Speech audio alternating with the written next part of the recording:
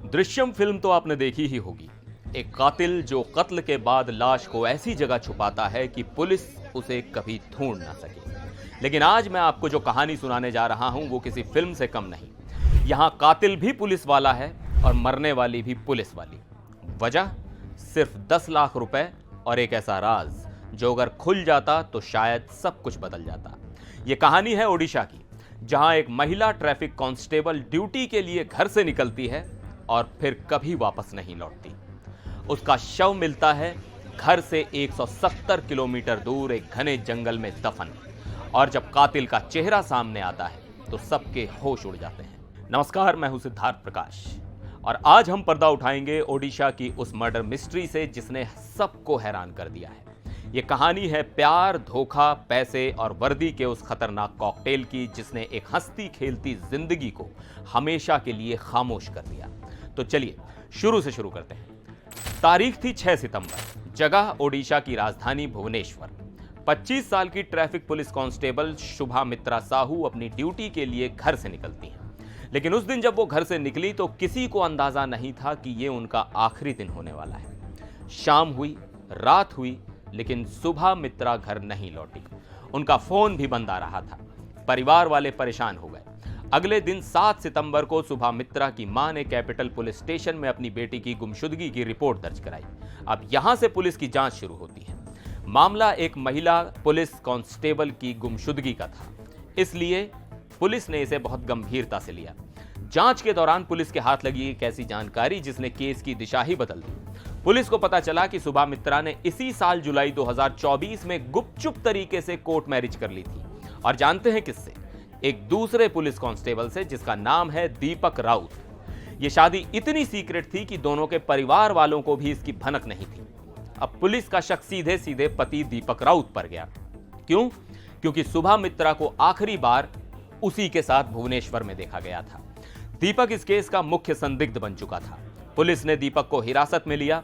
शुरुआत में वो गोलमोल जवाब देता रहा, कहानियां बनाता रहा, लेकिन जब पुलिस ने अपने तरीके से सख्ती दिखाई तो वो टूट गया और उसने जो सच कबूला वो किसी के भी रोंगटे खड़े कर सकता है। दीपक ने कबूल किया कि शुभा मित्रा को उसी ने मारा है। दीपक ने पुलिस को बताया कि 6 सितंबर को वो शुभा मित्रा को उसके काम की जगह से अपनी कार में बिठा कर ले गया था और दोपहर करीब 2 से 3 बजे के बीच चलती कार में ही उसने गला घोंटकर शुभा मित्रा की हत्या कर दी। सोचिए जरा, जिस इंसान के साथ उसने जिंदगी बिताने की कस्में खाई उसी का गला वो अपने हाथों से घोंट रहा था। लेकिन कहानी यहीं खत्म नहीं हुई। हत्या के बाद दीपक के सामने सबसे बड़ी चुनौती थी लाश को ठिकाने लगाना, और इसके लिए उसने जो प्लान बनाया वो बिल्कुल किसी क्राइम थ्रिलर फिल्म जैसा था।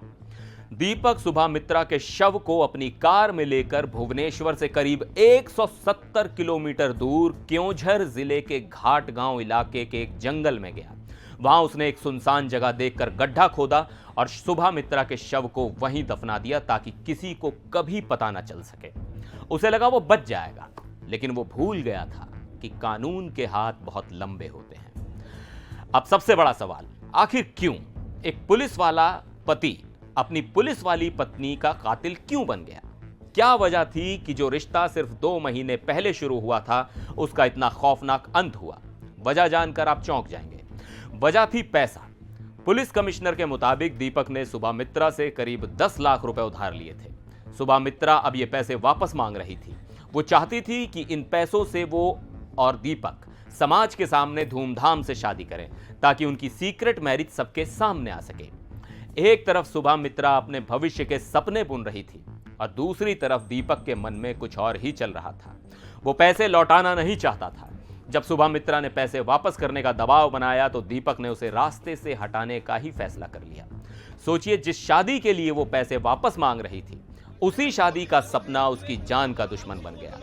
10 लाख रुपए एक जीती जागती इंसान की जान से बढ़कर हो गए। ये कहानी हमें सोचने पर मजबूर करती है कि कैसे रिश्तों में जब पैसा और लालच आ जाता है तो इंसानियत खत्म हो जाती है। एक वर्दीधारी जिसका काम लोगों की रक्षा करना है, वही जब अपने ही जीवन साथी का भक्षक बन जाए तो विश्वास किस पर किया जाए? इस पूरे मामले पर आपकी क्या राय है? क्या आपको लगता है कि सिर्फ 10 लाख रुपए ही हत्या की असली वजह थी या इसके पीछे कोई और भी राज छिपा हो सकता है? हमें नीचे कमेंट्स में जरूर बताइएगा। फिर मिलेंगे एक और वीडियो में, तब तक के लिए नमस्कार।